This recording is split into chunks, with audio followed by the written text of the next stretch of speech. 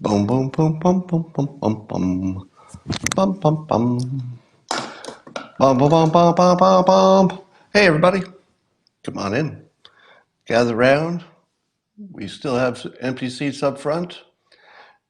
Tyler and Beth, come on in. Good to see you guys and gals. And we got lots to talk about. Oh, yes, we do.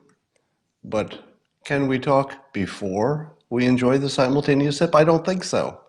I think it's time for Coffee with Scott Adams. That's me. Grab your cup, your mug, your chalice, your stein, your tankard, your thermos. Fill it with your favorite liquid. I like coffee. And join me now for the simultaneous sip.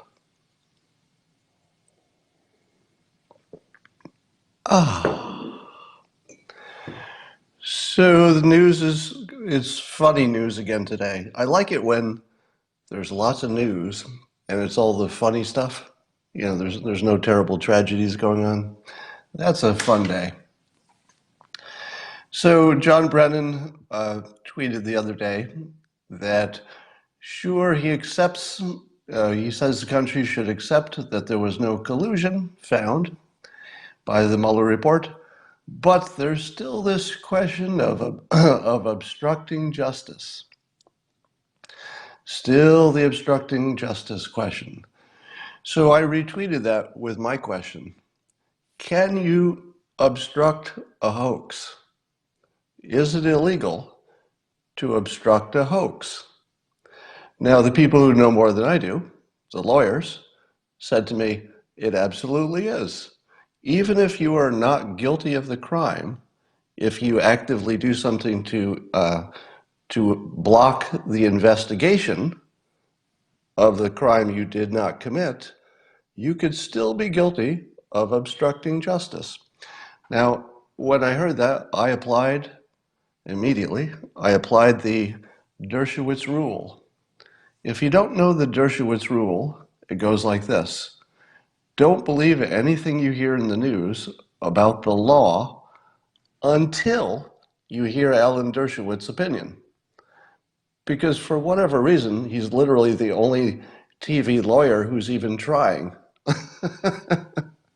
And when I say he's the only TV lawyer who's even trying, I mean that all of the other TV lawyers are so obviously in the bag for one side or the other that they're just advocates. So you can't really take the advocates seriously. They could be right. I mean, I'm not saying an advocate is always wrong, but you can't tell. That's the thing. If they're in advocate mode, which all of the other lawyers are, you can't tell if they're selling you something or if it's true. You just can't tell. But when Dershowitz talks, since he has such a clear track record of taking whichever side the law is on, so he'll side with the Democrats if the law is on their side. He'll side with the Republicans, but only if the law is on their side. He's the only person who's credible, who's a TV lawyer. So I saw him talking about it, and he said the following. He confirmed that you can be found guilty of obstruction of justice, even if the underlying crime didn't happen. And you knew it didn't happen. But, and here's the but part, he points out that you would rarely be convicted for that. That it's technically against the law, but the odds of being convicted for obstructing justice that actually wasn't justice at all because you were innocent. Sure, the justice system still has to check. I understand that they have to do their work. But he said rarely prosecuted, or maybe it was rarely convicted. It was one of those two things, but they end up being similar. Now ask yourself, in this situation, this specific situation with President Trump, if he had tried to obstruct, oh, and by the way, as Dershowitz also points out, it can never be obstruction of justice for simply the president doing his job. So his job description gives him certain powers, and if all he's doing is exercising his power within the Constitution, that can't be obstruction, according to Dershowitz. Now, so the president firing Comey, for example, is just part of the president's job. He hires and fires. So that alone probably could never be a question of obstruction of justice, according to Dershowitz. And I imagine he has the better opinion on this. But beyond that, let me ask you this. Is this simply a case of the president being accused of obstructing something like justice or a justice process? Is that all that's happening here? No. This is a special case of this. And this is why I'm curious about it. The special case is that the hoax was perpetrated by the very people who are investigating it. That's not your normal situation. Your normal situation is that the justice system is just doing their job, and it happens that you're not guilty. There's no precedent for the hoaxers, the people who made up the hoax, to be the very group that is investigating the hoax. If you tell me that a jury is going to find anybody guilty for investigating a hoax, that the person who obstructs is the boss of the people who are doing the hoax, that's important. He's the boss of the people doing the hoax. He knows it's a hoax because he's the one who knows what he did. Nobody else knew, but the president knows exactly what he did or did not do. So the president isn't wondering if it's true. He knew, at least in terms of his own involvement. But given that the people investigating were the bad guys, you can't tell me that any jury in the world would find a boss guilty for firing somebody who's perpetrating a hoax against the boss. And I get that there's the obstruction of justice element that doesn't apply to just being a boss. But in this specific case, there isn't the slightest chance that this could be illegal in a way that he could actually be convicted. Now, I don't know if there's some automatic stuff where you have to go through indictments or whatever. If the evidence had been strong enough, maybe there's some automatic, you got to go through the legal process. But realistically, do you think you could find 12 citizens who would say, yeah, he knew it was a hoax. By the way, all he was doing was his job, hiring and firing, and the people doing the investigation were running the hoax? Under those conditions, no jury can find that guilty. None. So any thought that the obstruction of justice charge is, first of all, possible as a risk is like zero. And secondly, that, well, it's just ridiculous. So I wouldn't worry about it. Let's talk about who's running the world. I've said two things that people take as contradictory, and I thought I would clear them up. One thing I've said is that our opinions are assigned to us by the media. In other words, if you run into somebody at a cocktail party, you have a couple of drinks, and you make the terrible, terrible mistake of talking politics, something you probably should never do in public anymore. It's just bad. It's just bad, especially in a work context. Don't talk politics. It's bad for your career. But if you did get in this conversation, what do you think the two of you would be talking about? Here's what you should watch for. The two of you will be talking about what you saw on TV, meaning what the people on TV are talking about. Think about all the things that happen every day and are happening in politics in the country. This gigantic, basket of things that happens every day. But what would you be talking about at your cocktail party? You would be talking about today's headlines in this little corner of this little bit of all the things that happened. Would it be true that that little bit you're talking about is the important stuff? Not a chance. Not a chance. Because it's just a little part of all this big ball. It just happens to be the fun part. There's a rumor, there's a sex scandal. It's the most unimportant part. And you'll think to yourself, my God, this is the most important thing happening. Because the news industry convinced you it was. It's all they're talking about. If you turn on the news and all they're talking about is the Steele dossier, for example, you think the Steele dossier is the most important news in the world. And when you go to your party and you're talking to your friend, you're talking about the Steele dossier. Now, in that case, it actually probably was pretty important. But the point is, nobody really has opinions that don't match the news. And that's not an accident. You could do the following experiment. Let's say you took a bunch of people who had been following the news, and then you asked them what's important. And then you would write it down. And you would find that what they said was important was very close to what the news says is important by how much they cover it. Then do a second experiment where there are people who have never watched the news. And you just give them all the information straight with no opinion. It's just straight reporting. Somebody said this. As far as we know, somebody did this. No opinions on it. What would the control group, who had not been influenced, say about the news if they had been presented it just straight with no opinion? It would not look anything like what the group who watches the news thinks. It would be a complete disconnect. In fact, let me give you my classic example. You remember that the news has been illegitimately promoting the hoax that the president called the racists in Charlottesville fine people. Now, if you look at the transcript, you can see that he specifically excluded them in plain words without prompting. So it was always fake news, but it was widely reported.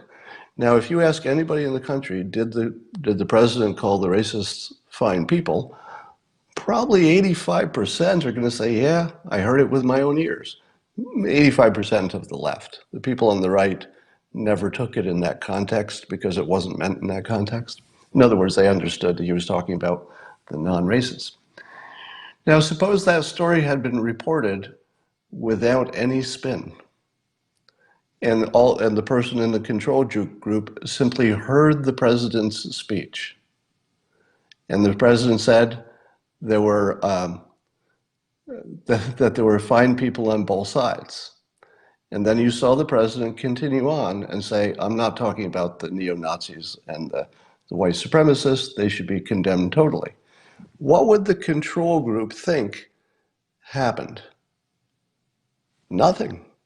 They wouldn't even know that any news had happened, because what they would have heard is something that is obvious, and they agree with it. They would have heard that there were some good people there and some bad people there, and they would have thought nothing of it. They would have said, oh, some people were bad, some people were good.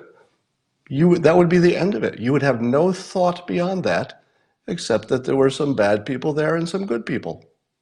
That's it.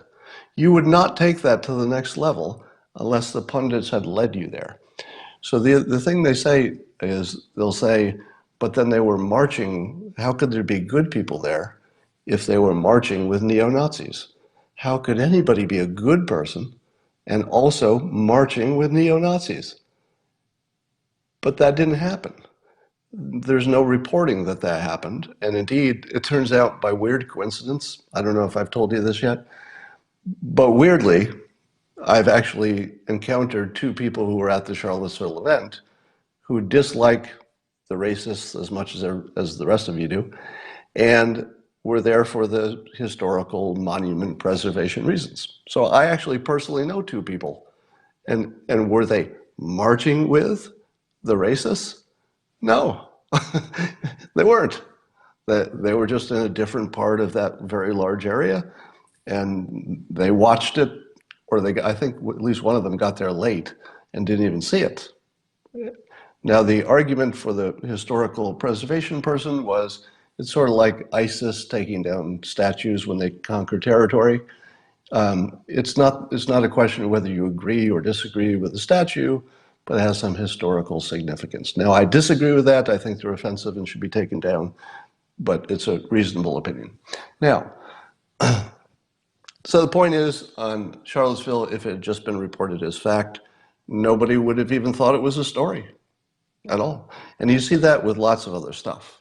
Um, so my point being that people do not have independent opinions on politics. They get it from their news source.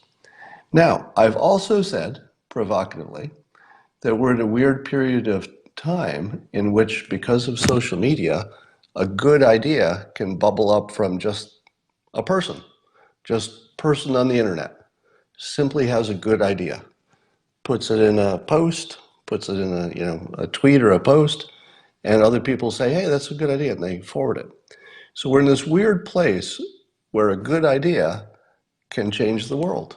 And it doesn't have to come from Thomas Edison, whose job it is to come up with good ideas. It could just be you were sitting on Twitter and you thought, huh, this would be a good idea. Beep, beep, beep, beep, beep.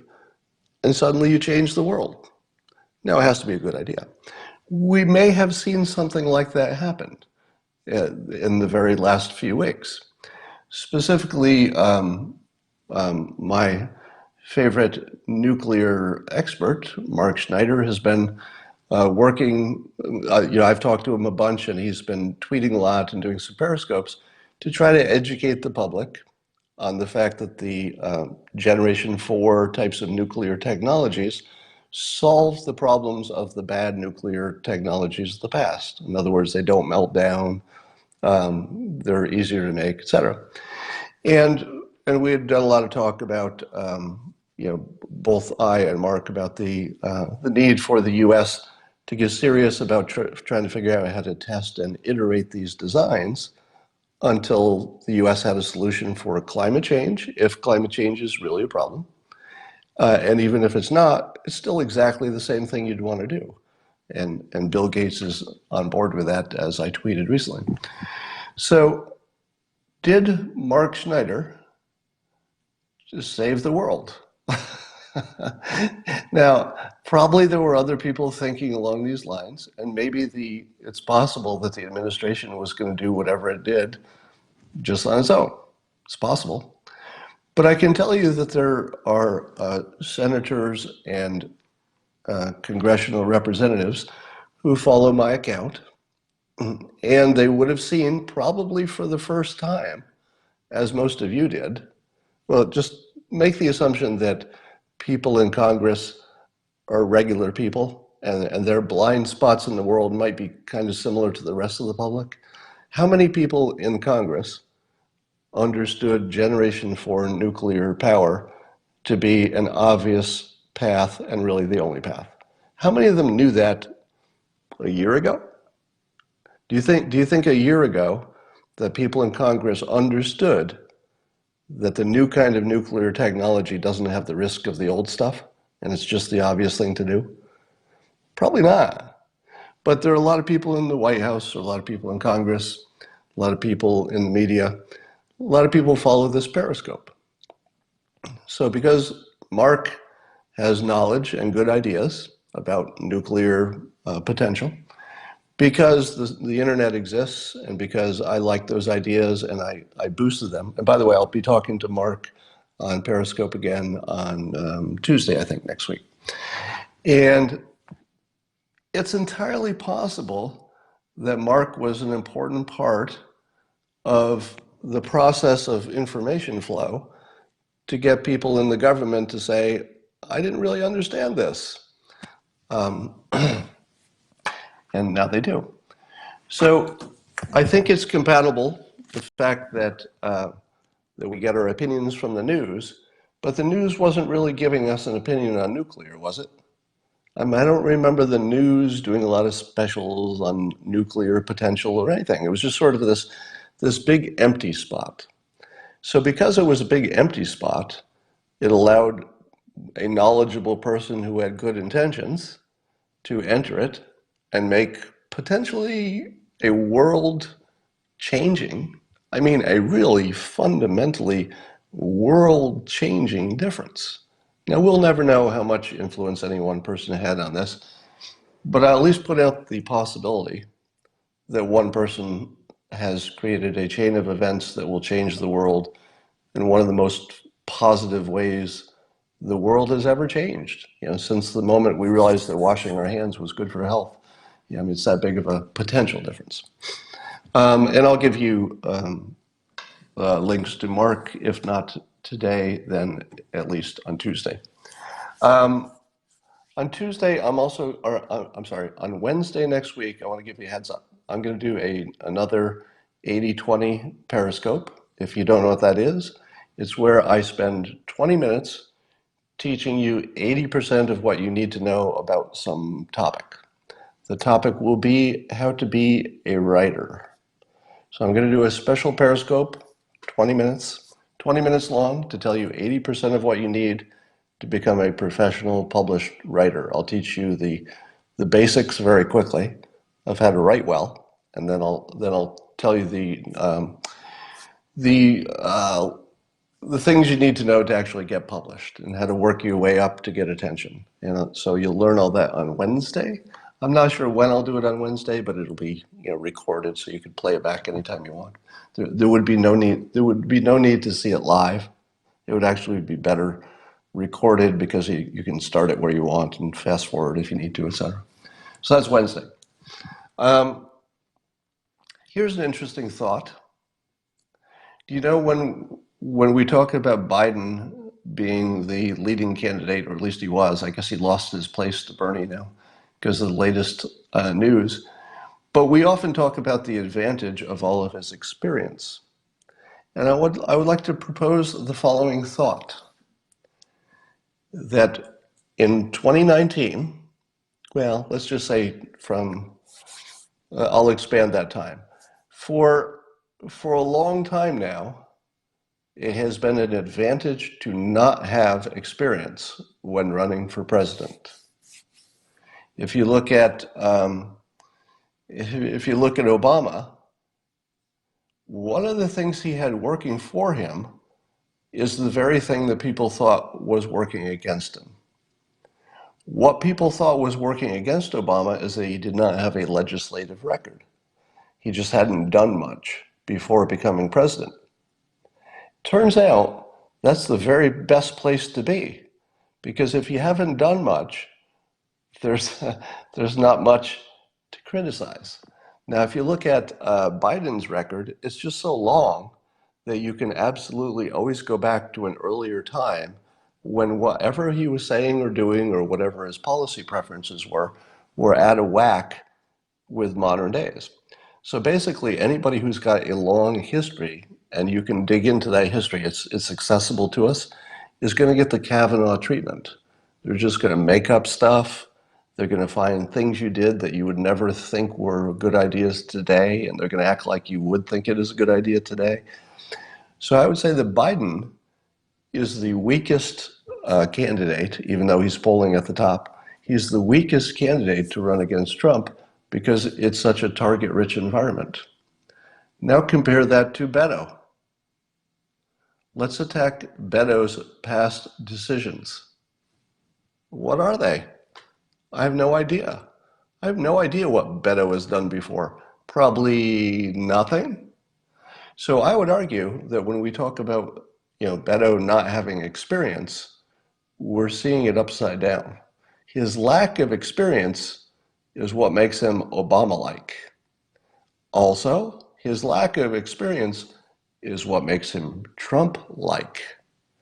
The fact that, so Trump was the continuation of this trend, where it's easier to get elected if you haven't done a lot in politics, because everything you did in politics is going to be targets.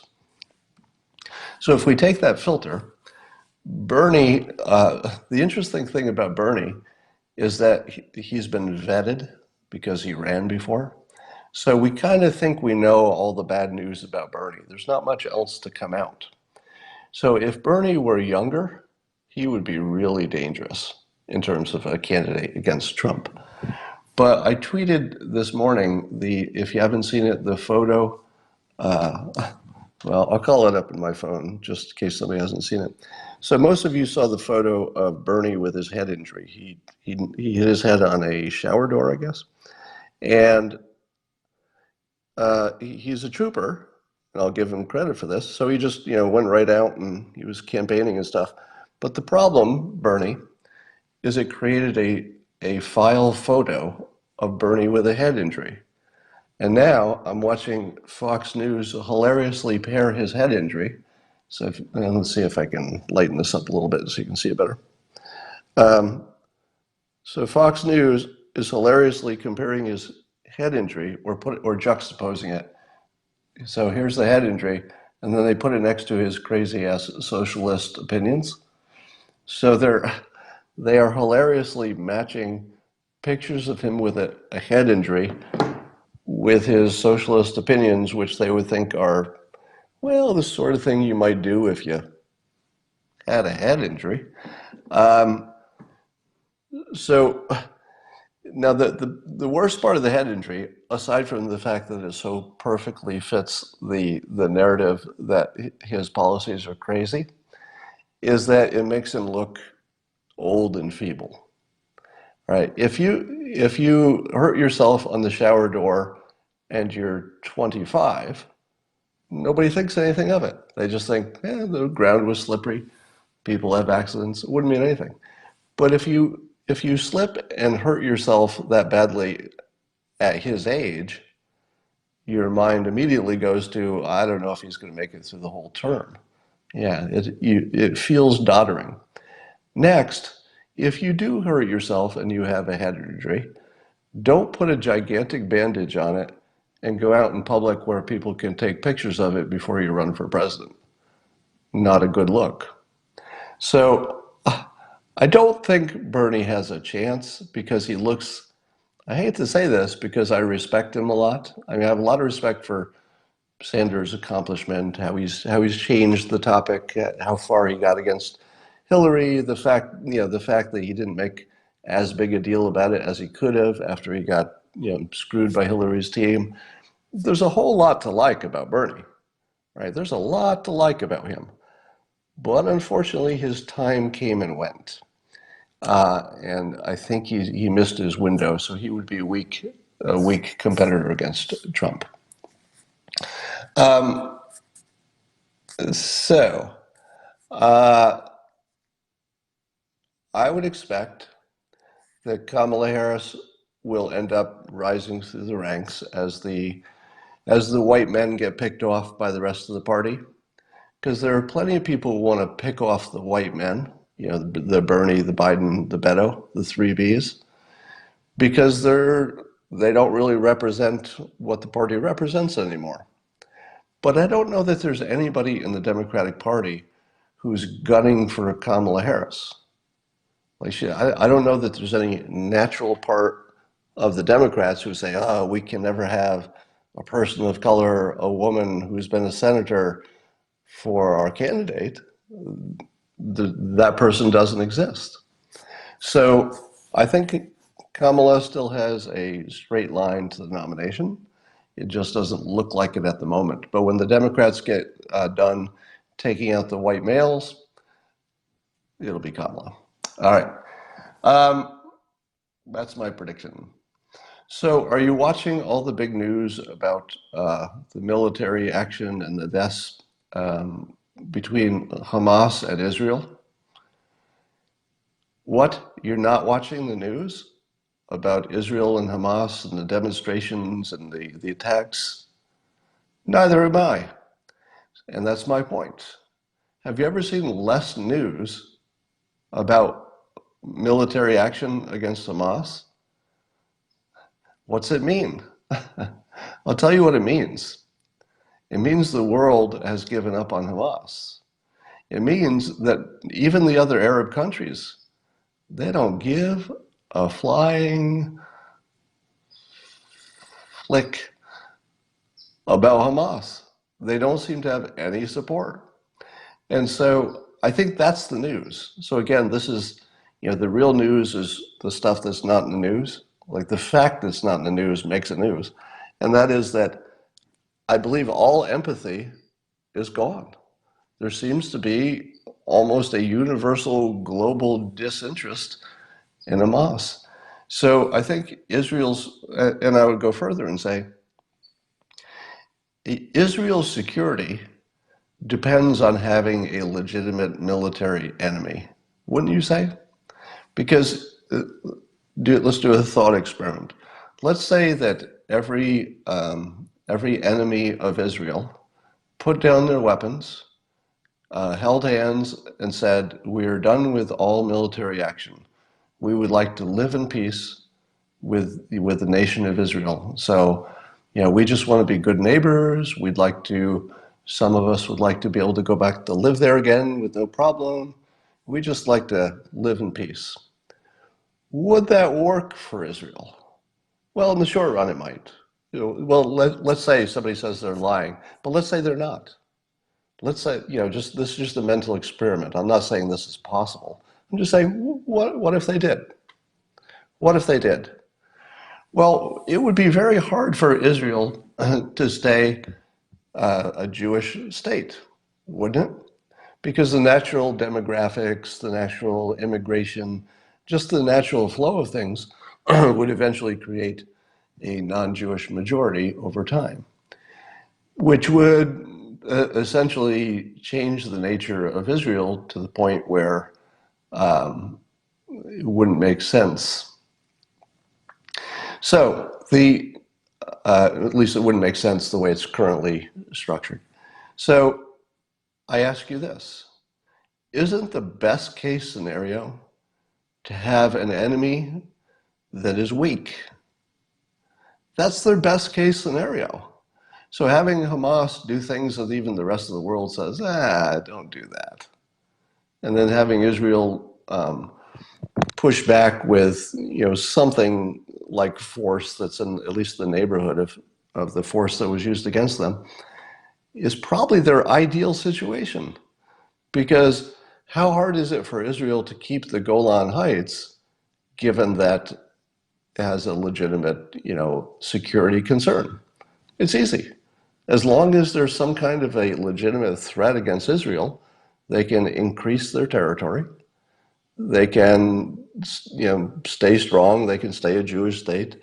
So Hamas is sort of doing exactly what Israel needs them to do. I don't know if anybody thinks of it that way, but if you imagine what would happen if there were no resistance, well, I'm not sure that Israel would remain a Jewish state 40 years from now.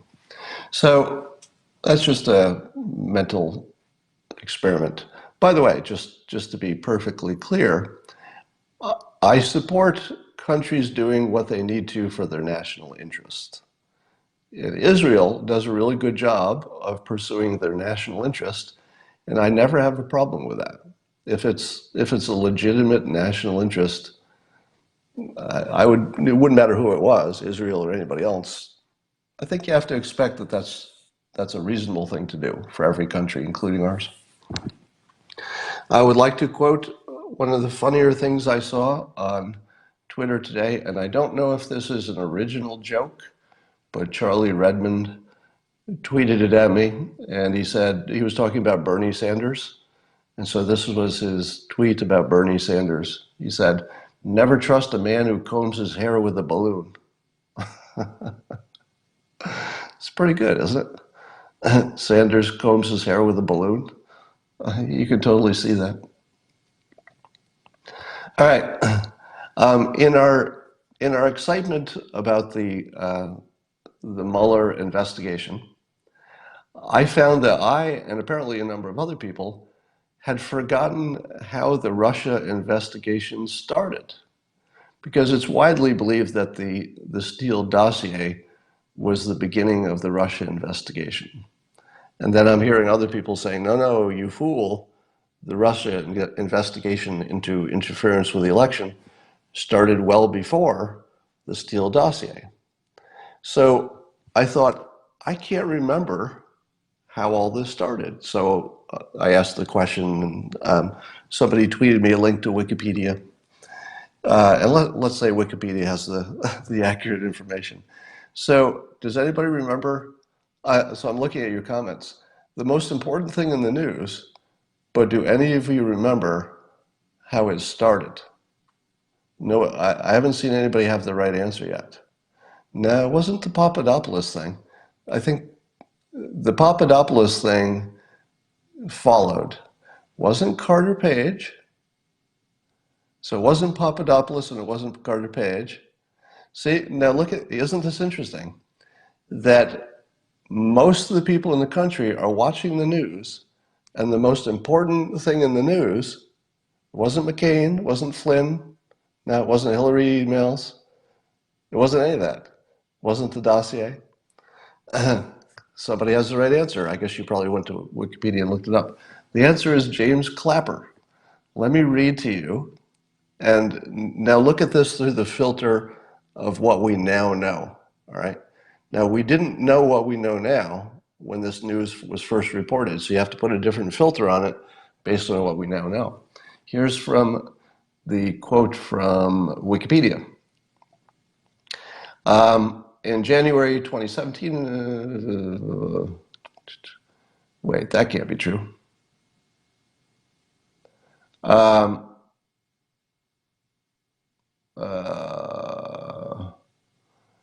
okay, looks like I got the wrong part.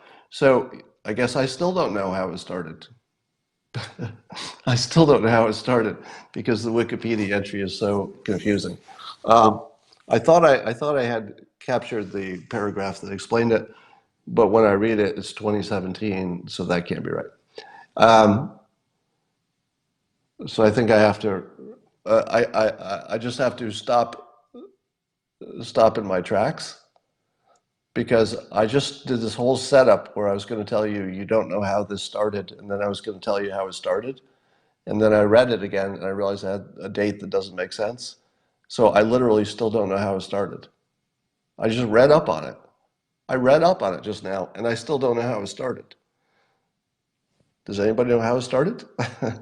All right, but I was trying to pivot to this point.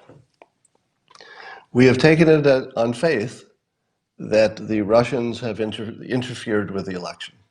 And the evidence for that is not the Trump involvement because that was all cleared. So there was no collusion. But there is solid evidence, we are told, of the following.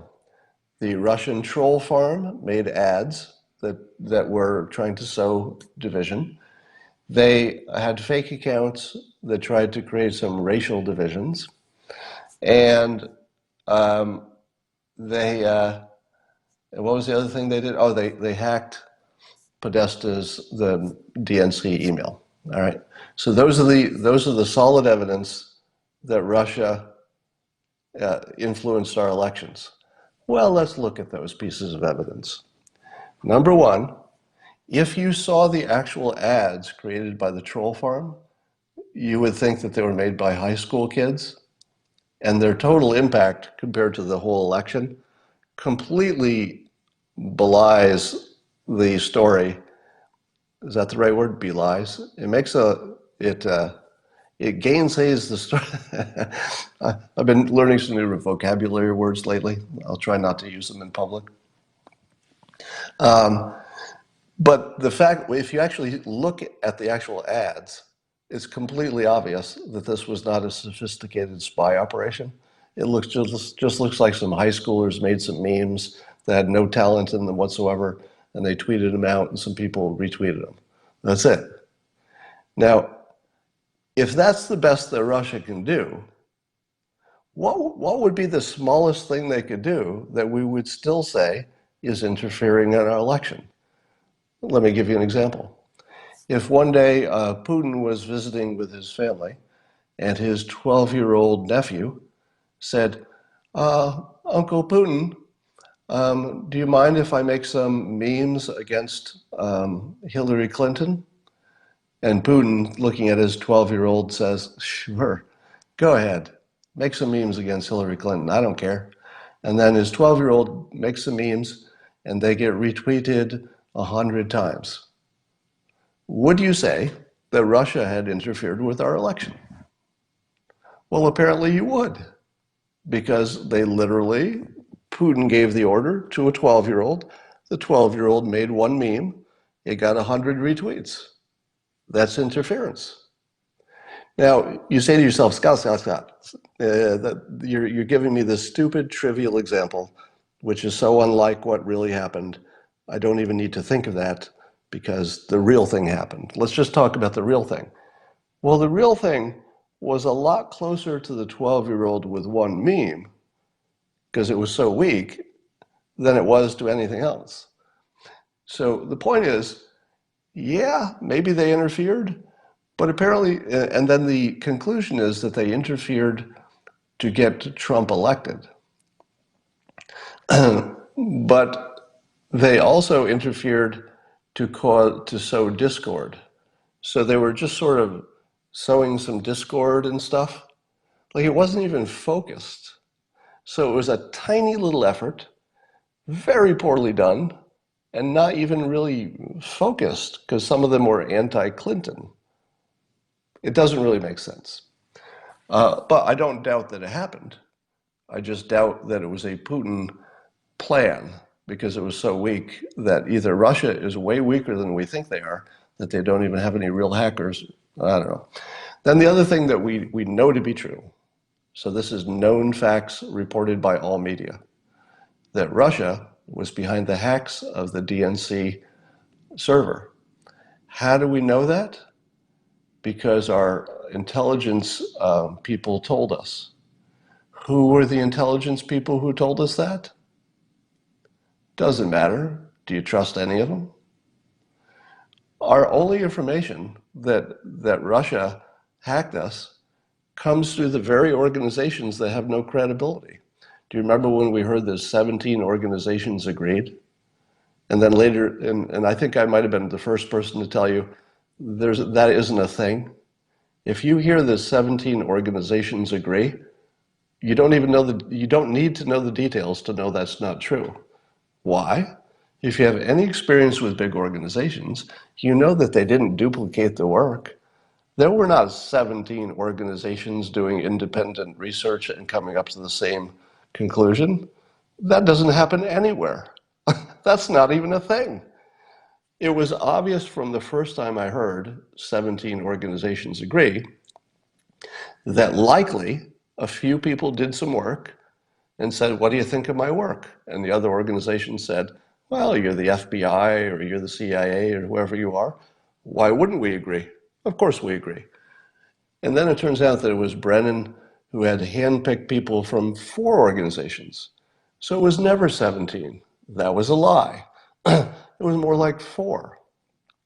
But those 4 people were handpicked by one person. If one person handpicks 4 people, is it really 4 people's opinion? Or is it the person who picked them who knew who to pick? Well, it's kind of down to one person. So if you're going to believe that Russia hacked us, you're kind of down to one person's word for it, and it happened to be the most obvious liars in the world, Clapper and Brennan. Now, since then, I believe other people have probably confirmed it, right? So it's, they were the starters, but you would have to also say other people have confirmed it. Those other people who have confirmed what Brennan and Clapper think that they confirmed, the other people who agreed with them also didn't do the work. I don't believe we've seen anybody who did the work. We're only taking the word for people who are known to be not credible. So that which we are accepting as fact, that Russia interfered with the election, it is a fact that they had a trivial, tiny, weak influence on some memes that could not have made any difference. That's probably true. The hacking might be true too, but we as a public should not believe it's true. It is not in the realm, in the category of credible things. Could be true, right? Being credible or not credible is just how you think about it, independent of whether it's true. But believing it is sort of a sucker's play, even if it's true. You would be believing it for the worst possible reasons. You just got lucky if you believed it and it was true. All right, so I have big questions about Russian interference in terms of how it's reported. It's probably trivial, But if the United States is seeing that they're doing other things that are non-trivial, wouldn't you assume that we're doing the same stuff back to them? I mean, not election per se, but we're doing cyber operations. I would hope so. Um, so let's talk about healthcare. I heard a Republican advisor type on TV the other day. I don't remember his name, but he was saying that the president made a strategic error in taking on healthcare and Obamacare so early when he should have milked his victory over the Mueller stuff. And I thought to myself, yeah, I understand the point politically that he had to win, so he should milk that as long as possible. But he's also still the president, right? Could you support this president if all he did this week was milk the Mueller report? We sort of hired him to do work. And healthcare is sort of right at the top of the work we hired him to do. So if you're telling me it's a strategic mistake for the President of the United States to work on one of the nation's top priorities instead of enjoying his week of victory, I don't respect that opinion at all, because I think he needs to work and do real things. Now, the criticism I'm hearing is that the president is, I guess he's added the administration to some lawsuit that could get rid of Obamacare. Now, if that gets held up by the courts, if the courts uphold the getting rid of Obamacare, people are saying, how could the president be so reckless and stupid to get rid of Obamacare while having no new plan? Oh, he talks about a plan, and he talks about the Republicans being the party of healthcare, but that plan doesn't exist. It's just sort of a hope for a plan. So how could he be so stupid to get rid of the thing we have, even if it has problems? How could he be such a bad leader that he would get rid of it without having anything to replace it? That, my friends, is an illegitimate story. That is complete fake news. Because there is no world in which the president would get rid of the thing we have without having something to replace it. That's not going to happen. Even if Obamacare gets thrown out, the government is still not completely incapable. They're going to say, okay, the court has overruled it, but we don't yet have a replacement. Until we have a replacement, we'll just keep going the way we're going. You know, there might be some tweaks to it or something, but basically, the entire government of the United States didn't all become, blithering morons. You couldn't find one person probably in the government who would say, oh yeah, just drop this Obamacare like a rock. It doesn't matter if we have anything to replace it. We'll just get rid of it. Nobody thinks that. And the news, the anti-Trump news, is reporting every day, oh, what an idiot. This requires the Dale treatment. He's so stupid. He's going to cancel the Obamacare healthcare and have no plan to replace it. Said all the dumb people. All the smart people said, of course he's going to not do anything drastic until he can have a substitute. Of course.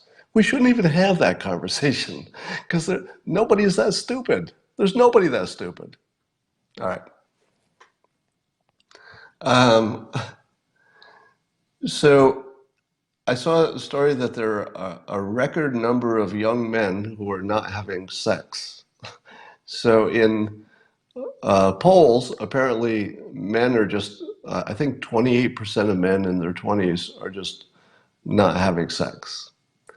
And people speculate, all right, what's going on? What's happening? And I think the answer is it's a whole bunch of things. It's a whole bunch of things going on. And so I'll just list a few. One of the things going on is that people use I would say almost exclusively at this point, dating apps for hookups. If you're in your 20s, you're using an app to find partners. Now, it was recently reported, I think Mike Cernovich tweeted this, that if you're a woman and you can have any guy you want, right? Let's say you're on Tinder and you're a woman, you know you can kind of have your pick, right? So what woman is picking an ugly guy? None, right? There's no woman who's saying, yeah, I'm going to get this ugly guy. Wow. It's not happening. So because women get to make the mating decisions, meaning that men are largely ready to go, and it's up to the women to say, yeah, I'll pick this one, I'll pick this one. Why in the world would any woman on Tinder pick somebody from the bottom 20%? It just would never happen. So the bottom 20%, if they are relying not on personal contact so much, but dating apps, how in the world would they ever have sex? The dating apps have completely eliminated their ability to find partners because the guys in the top 20% are getting all of the women. So the guy in the top 20% is having sex 5 times this week with 5 different women because they're picking him. They're like, I like that guy, right? So that's one thing. The other thing is, as the story I read reported that more men are living at home. And apparently, and this is underreported, I think, there are more men living with their parents, adult men, than there are women. So women are actually more successful at getting out of the house. And I thought, um, I'm not sure I knew that. Did you know? Did you know that? Because I would say that that would be one of the most important metrics of how the genders are doing. It looks to me like if women are far more successful, and apparently it's a big difference, women are far more successful at getting out of the house and taking on a life of their own. And it makes me think there might be is there a more important metric than that? Is that a metric? It feels like that's the main metric. If you literally can't graduate from childhood to adulthood successfully, well, nothing else is as important as that, is it? I mean, except health, and health is pretty similar. So I would say that women at this point have a commanding advantage if you use that metric. Now, I'd need to know more about why that is to understand that, but it seems like a commanding advantage for women. So more women are going to college than men, more women are leaving the house than men, leaving the parents. That's pretty good for women, I got to say. Um, yeah, I'm not going to get into the debate about salaries. Uh, but the other effects, which I've talked about before, is the quality of the porn. And you don't see anybody talk about this except me, so probably for a good reason. Um, Porn has existed for decades, but in the past, the porn was just sort of generic because people were all looking at sort of the same thing. But now, because there's so much, that people can pick the exact kind of porn they want. And the difference between the exact porn you want and just pretty good porn is probably pretty big. Right? I mean, think about it. Think about the best food you've ever had compared to the average of food. Right? The average of food is sort of, it's food. I liked it. It's okay. Compare that to the best food you've ever had, right? So right now, that's what we've done. We've gone from porn was, it's pretty good. I like this porn. It's good stuff. To, oh my God, this is the best thing I've ever seen in my life. In theory, having more of it and having it more searchable should create that situation, the long tail, where your very specific preference you can find. Under those conditions, would a certain group of men even bother going out of the house? Maybe not, because there's a crossover. There's there's a crossover. At some point, the digital version is just better for some number of people who cannot, if you're not in the 20% of men who are getting all the women on Tinder, if you're in the bottom 20%, what's the best time you can have on a Saturday night? All right. And I'm not saying this as an insult. I'm not putting anybody down. I'm just saying that the trend of, digital sex, if you will, has done this. It went from, man, this is pretty good stuff, a lot of people like it, to totally available, fairly accepted in society now compared to before. So that's a big factor. Anyway, there are a number of other factors too. Let's talk about climate change. I saw a tweet from Tony Heller, famous climate skeptic, who asked if I've sort of given up on chasing down the climate change truth. For those of you who are new to this, my current stand is the same as my stand has been for a while, which is I don't believe a citizen, a non-scientist, can understand climate change well enough to have a real opinion, an opinion that's not just ridiculous. Now, you could be right, but it would be by accident, because you really can't tell if the skeptics or the scientists have the better argument.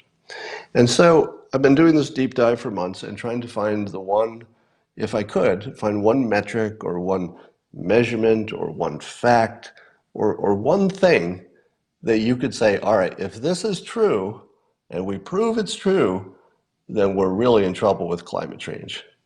Or likewise, if we prove it's not true, whatever this one hypothetical fact is, if we can say this is not true, then there's not much trouble, right? Not much risk. So I've been looking for that thing.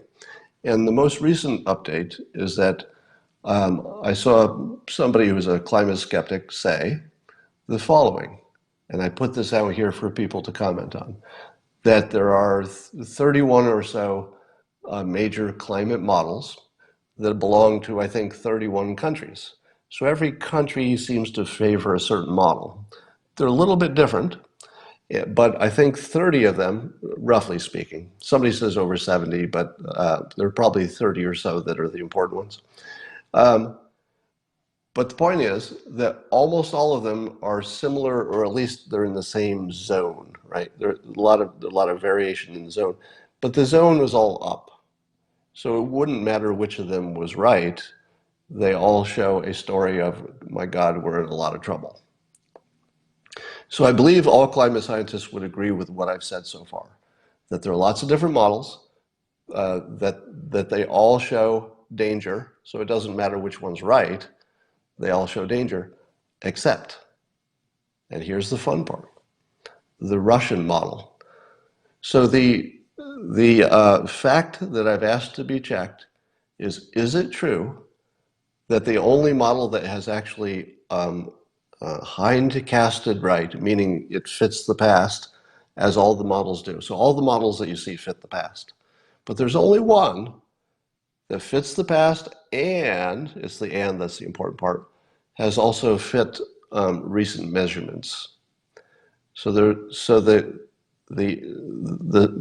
claim, which I'm asking people to fact check, is it true that the Russian model is the only one that's worked? And if that's true, if that claim is true, is it also true that the Russian model, the only one that works, also shows there's no big risk from climate change, because it's way out of the range of the other ones? So I put that out there, and if it had been like every other claim that the skeptics make, it would have been debunked immediately. In fact, there are two Twitter users that are very active in my feed. They copy me on all the climate stuff, and I'm watching them slap down the skeptics, like a bad movie. It's sort of like watching either one of them work on Twitter is like watching an old kung fu movie, where Bruce Lee is killing hundreds of people at a time, but even though it's 100-1, Bruce Lee is still winning every fight. Well, for the vast majority of the skeptical claims, I'm watching the two Bruce Lees slap down all the skeptics so hard that it's almost hard to watch. I mean, it's sort of a bloodbath. So there are two Bruce Lees who know enough about climate. They're not even scientists. Neither of them are scientists. All they do is they take the scientist's argument and they just match it with a skeptical claim. And they say, well, I just debunked your claim with science, and they can explain why it works, etc. But this one claim about the Russian model I put out there to total silence. Total silence. Now, it could be that somebody's answered it and I haven't noticed it. So if there's anybody out there who's seen a response to the Russian model fact check, it was somebody who would say it's not true, can you tweet it to me? So my stand on all this climate stuff is going to be the same. It's going to be that it is never settled in my mind. So science can be settled-ish, and I know you'll all come in and say, science can never be settled. By the way, there's nothing that bothers me more about the whole climate situation than people climate-splaining to each other things they already knew. Do you see this phenomenon? How many times has somebody said on Twitter, but science can never be settled? Okay, who did you think didn't? Who did you think doesn't know that? Even when scientists say it's settled, 100% of the world knows that it could still change if they had new information, because that's how science works.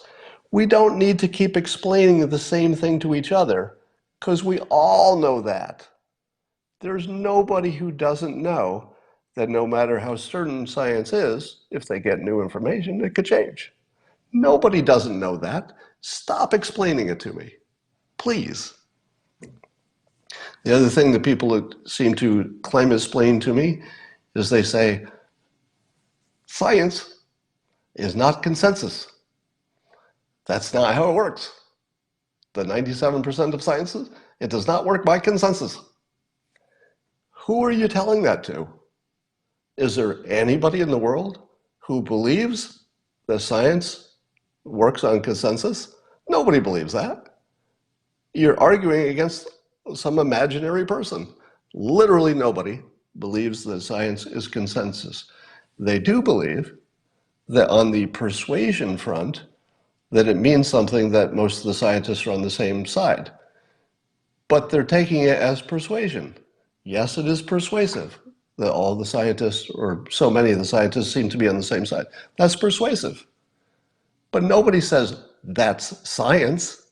It's just being persuaded by numbers. All right.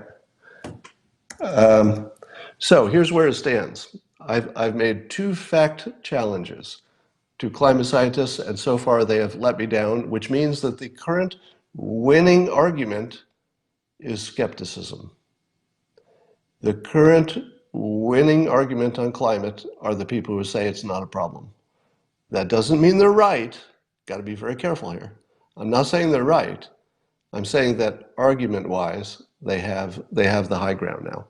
Until somebody can debunk either the Russian model being the accurate one, or they can debunk my second challenge, which is that the so-called unprecedented rise in temperatures is matched with an identical curve earlier in this century when there wasn't as much going on in terms of CO2. There was less CO2, but we had the same thing. Now, I've heard the arguments for that are something like, well, volcanoes and pollution, but honestly, those are such weak arguments that it just puts into question the entire theory, frankly. So those are my 2 challenges. The stronger one is the Russian model one, and I haven't heard a response. So I'm not saying that these are true statements, that the Russian model is the only one that's accurate, and it says there's not much warming problem ahead.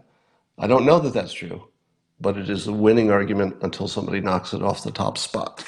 So the skeptics have the top spot, and so Tony Heller, to answer your question on Twitter, I have not dropped the trail, and your team is solidly in the lead until you get knocked off. If somebody knocks off that belief, then I change my mind like that. All right. Anything else going on? I see a number of people are signing up to be guests. Let's see who's on here. Let me write a guest. Hold on and see if I can keep my sound working if I do this. You'll tell me if my sound works, okay?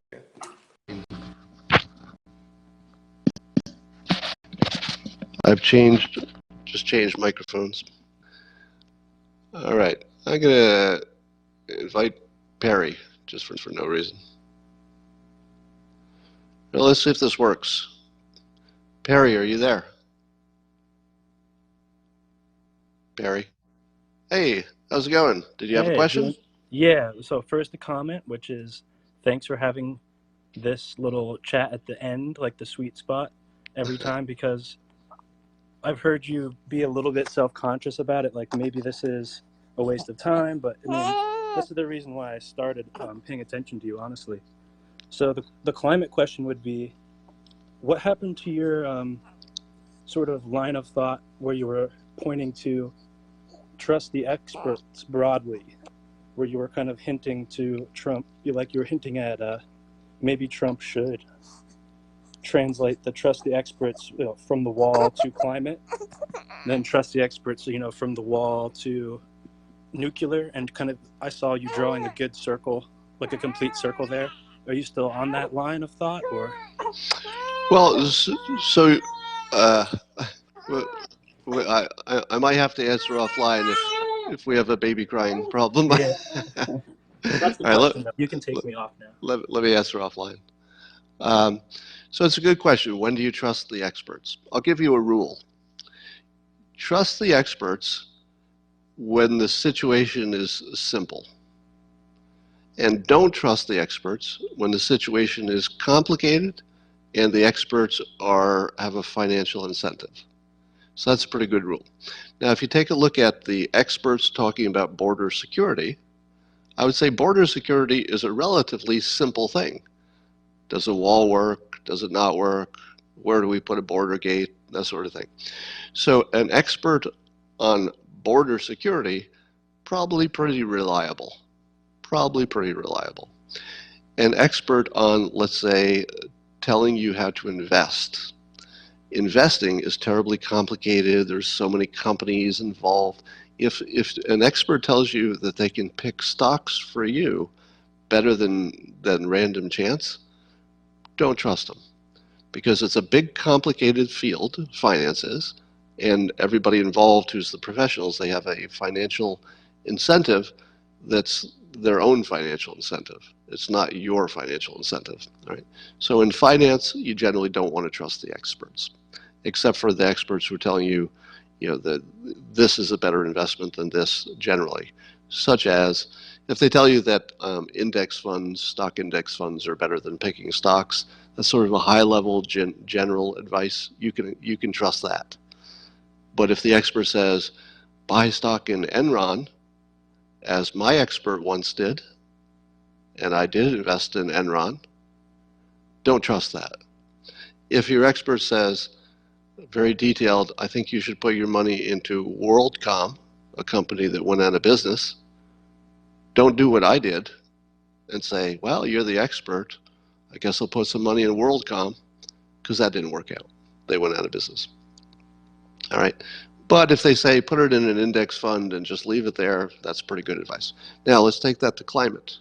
Is climate more like border security, where it's a simple situation, and the border patrol people, the experts, don't really have a financial interest per se. They want to get the job done. They don't. I don't think any of the border security people make money if the government builds a wall, right? So no financial interest.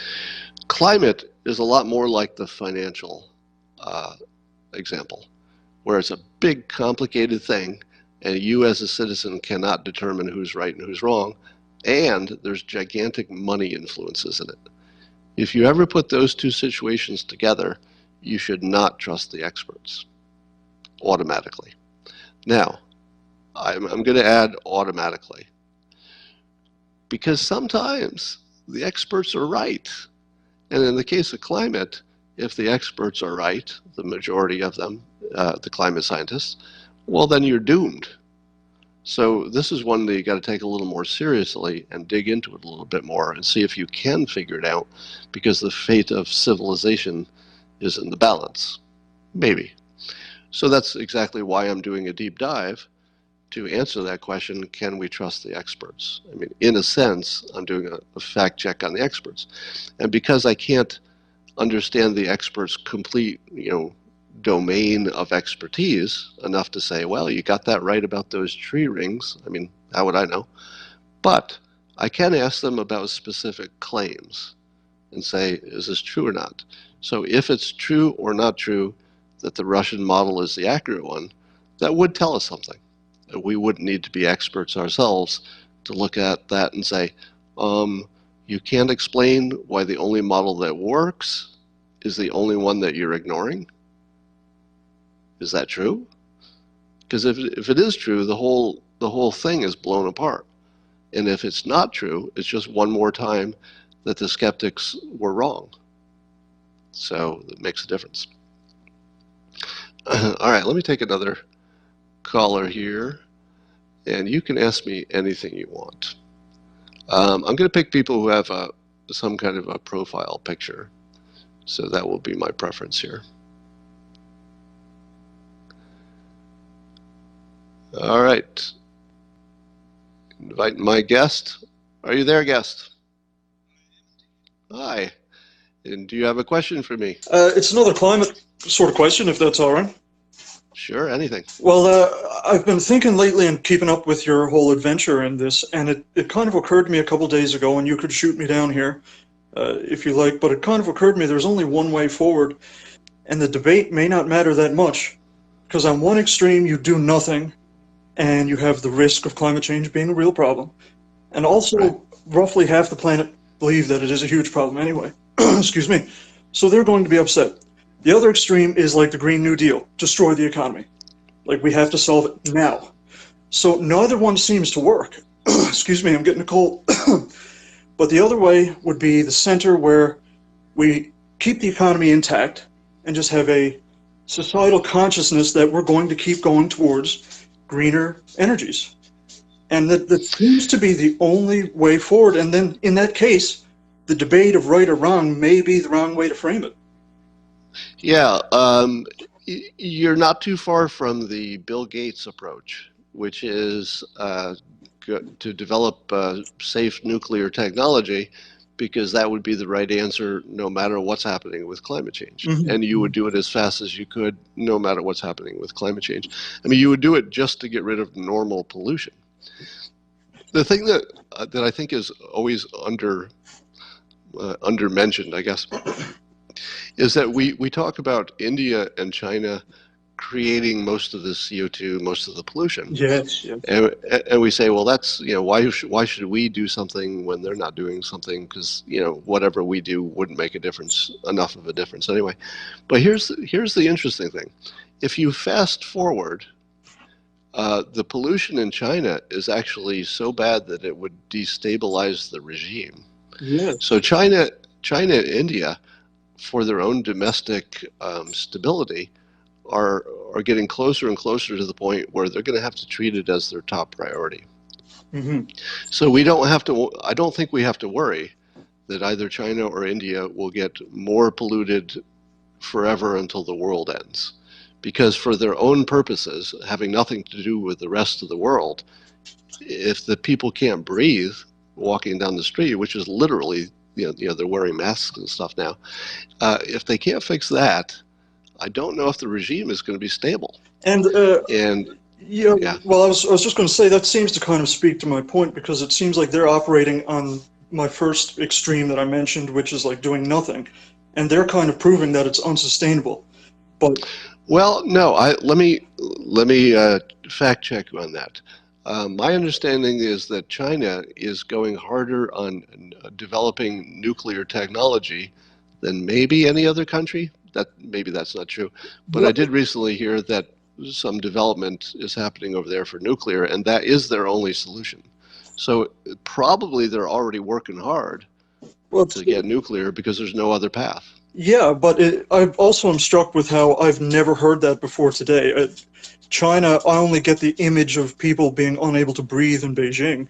I had no idea that they were actually trying to advance nuclear.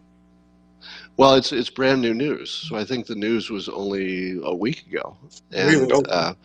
yeah, and it had to do with the new type of reactors, the Generation 4. So thank you for your question. All right, take care. All right, bye. Let's take one more, or maybe more. So let's get Colleen on here. Colleen, can you hear me? Hi. Plug for you is that your book, How to Lose at Almost Everything and Still Win, is very popular in our house, and sharing it Thank you. with extended family. So thanks. So Thank you very much.